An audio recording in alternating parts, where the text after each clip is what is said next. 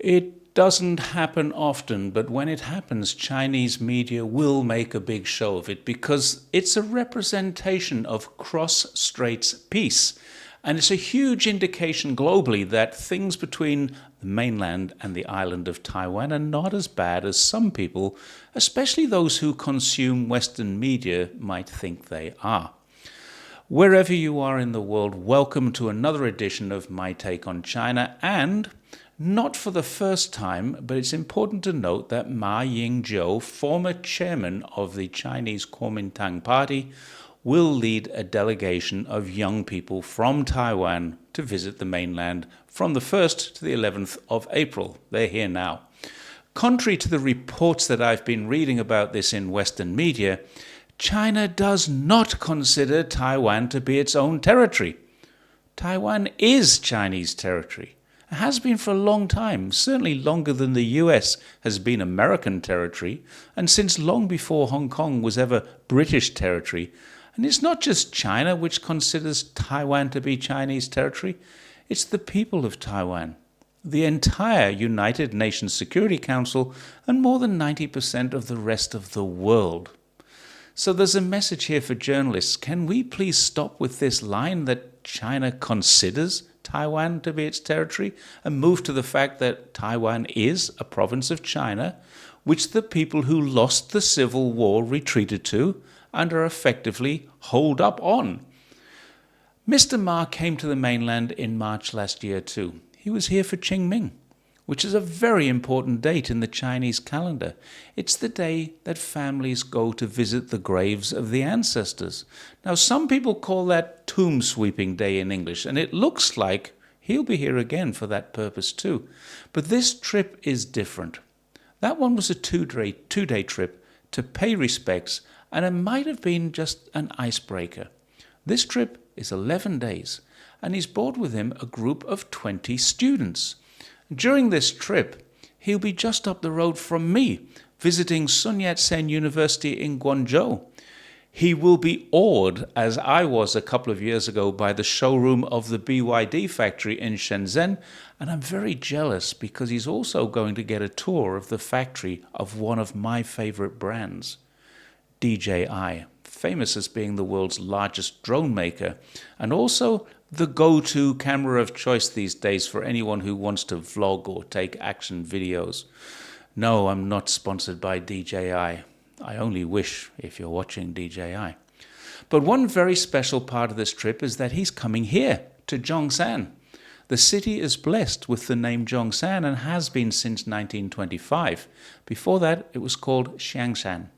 But Dr. Sun Yat-sen, who led the Republican movement and also used the name Zhongshan, was born here, about 15 kilometers south of where I sit right now. And his home, which Ma will be visiting, is a museum, a very good one too. While Mr. Ma is there, he can see the Hong Kong-Zhuhai Bridge. It's just along the road. And from that, he can also see the start of the Shenzhen-Zhongshan corridor. These are not normal bridges.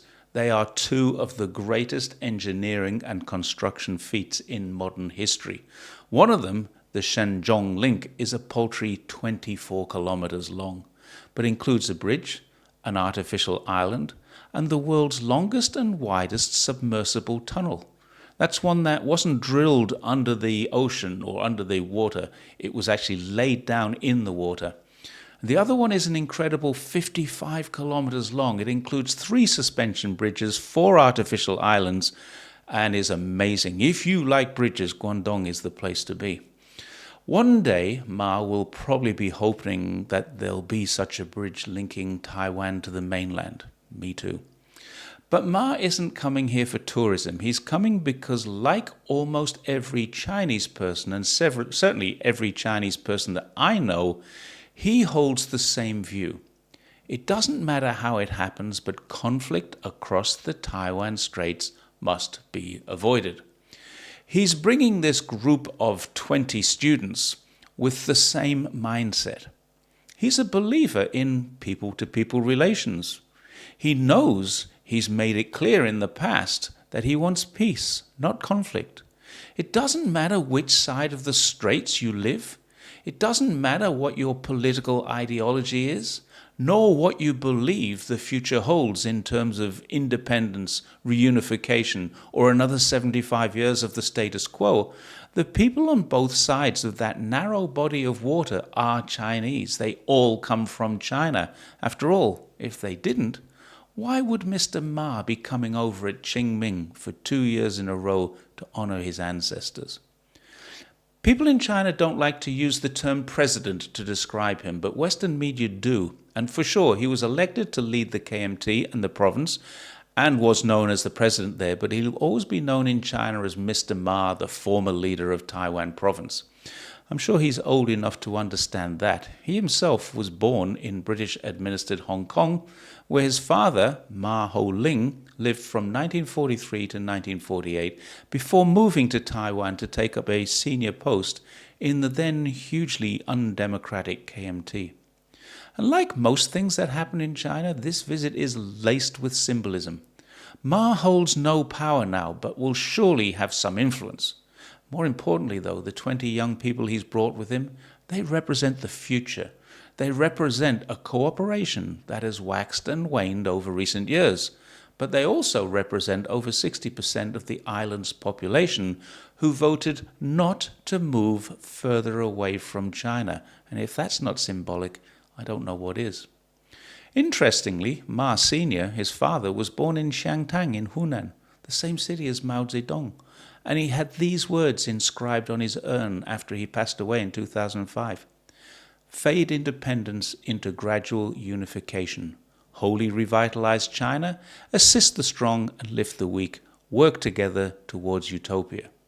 What a different world we might be living in if they'd met and addressed their grievances over a nice cup of tea. It was Engels who was quoting utopia, working with Marx.